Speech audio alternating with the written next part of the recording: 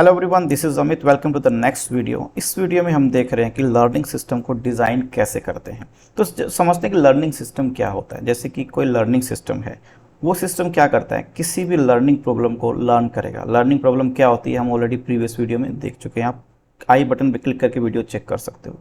तो learning system क्या करता है, हम कोई भी उसको लर्निंग प्रॉब्लम दें, वो उसको सोल्व करता है। अगर मैं आपको एग्जांपल दूं, जैसे कि मुझे एक ड्राइविंग लर्निंग सिस्टम बनाना है, तो ये लर्निंग सिस्टम क्या करेगा, ये कार को ड्राइव करना सीख जाएगा और उसको गाड़ी को चलाएगा भी। तो जैसे एक प्रॉब्लम क्या रहेगी इसके लिए, रोबोट ड्राइविंग लर्निंग प्रॉब्लम। तो इसको मैं क्या करूँगा, ड्राइव करना सिखा रहा हूँ और इसकी आउटपुट मेरे लिए क्या रहेगी कि वो कार को स्मूथली ड्राइव कर पाए।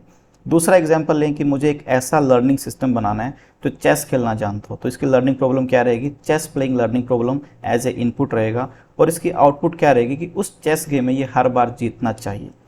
तो ये दो लर्निंग सिस्टम है। इसके अलावा और भी बहुत से लर्निंग सिस्टम आप डिज़ाइन कर सकते हो और इस वीडियो में ना आपको मैं इन दोनों एग्जांपल्स को ही मैं रेफ़र करूँगा सुटेबली। जहाँ पे जो एग्जांपल सही रहेगा मैं आपको एग्जांपल दूंगा। तो जब हम डिज़ाइन करते हैं अपने लर्निंग सिस्टम को, तो हम कुछ इस स्टेप्स को फॉलो करते हैं, जिसमें है ट्रेनिंग एक्सपीरियंस को चूज़ करना, टारगेट फंक्शन को चूज़ करना, representation of target function, function approximation algorithms और फाइनल डिज़ाइंस। इस वीडियो में हम सिर्फ पर्टिकुलरली बात करेंगे choosing the training experience.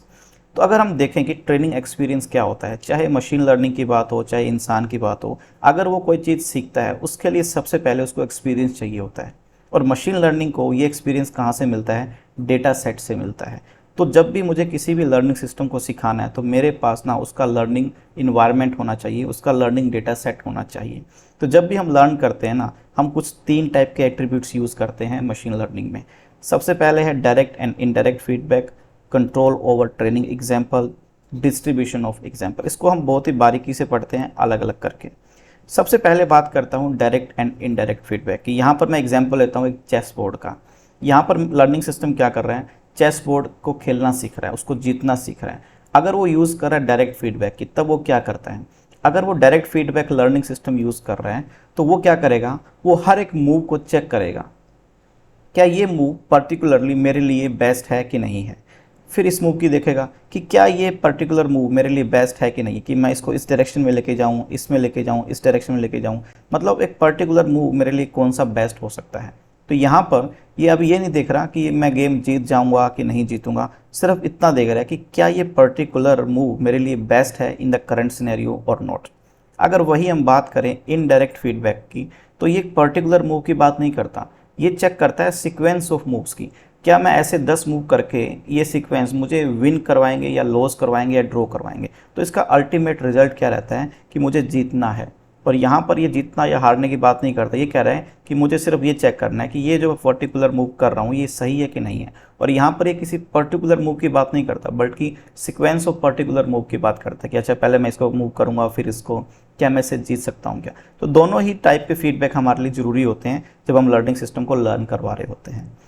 Second है कंट्रोल ओवर ट्रेनिंग एग्जाम्पल। यहाँ पर मैं एग्जाम्पल ले रहा हूँ एक हमारे ड्राइविंग कार का। मान लो कि ना आपको अभी गाड़ी चलानी नहीं आती है, तो आप क्या करते हो, आप किसी ड्राइविंग स्कूल में जाते हो, वहाँ पर आपको एक इंस्ट्रक्टर मिलता है। वो क्या करता है, आपके ट्रेनिंग एग्जाम्पल को कंट्रोल करता है। कंट्रोल कैसे, वो ये कंट्रोल करेगा कि आपको कौन से रोड पर लेके जाना है, आपको वो ये कंट्रोल करेगा कि आपकी स्पीड कितनी होनी चाहिए, अभी आप कौन से गियर में गाड़ी चलाओगे, अभी आपको एक्सेलेरेटर देना है कि नहीं देना है, ये सब आपके लिए कंट्रोल करता है। तो यहाँ पर भी 2 फॉर्म हो सकते हैं, डिज़ाइनर स्पेसिफाइड यानी कि आपके लिए कोई सुपरवाइज़र रहेगा, और या फिर सेल्फ लर्न, आप खुद से भी गाड़ी सीख सकते हो। तो जैसे कि यहाँ पर हमारे पास लर्निंग सिस्टम में इस फॉर्म में एक सुपरवाइज़र रहता है, वो सब चीज़ें सिखाएगा लर्निंग सिस्टम को कि इसके लिए कौन सा ट्रेनिंग एग्जाम्पल सूटेबल है।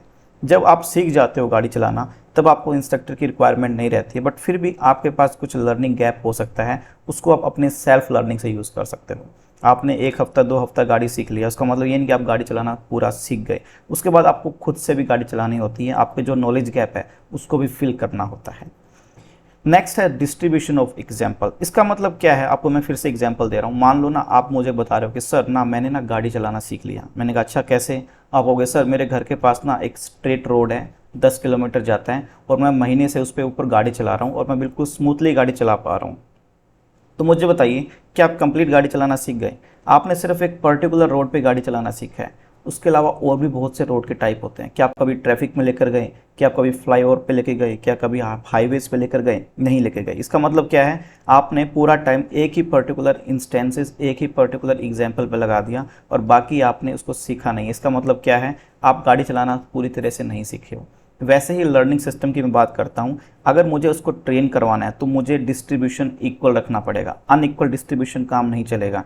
इसका मतलब है गाड़ी चलाना नहीं सीखा है, वो एक पर्टिकुलर कंडीशन में ही गाड़ी चला रहा है इसका मतलब वो पूरी तरीके से गाड़ी चलाना नहीं सीखा है। तो ये थे हमारे 3 टाइप के फॉर्म्स जिसमें हम चूजिंग द ट्रेनिंग एक्सपीरियंस में यूज़ करते हैं। तो इस वीडियो में सिर्फ इतना ही, मिलते हैं हम नेक्स्ट वीडियो में, and please don't forget to subscribe. Thank you.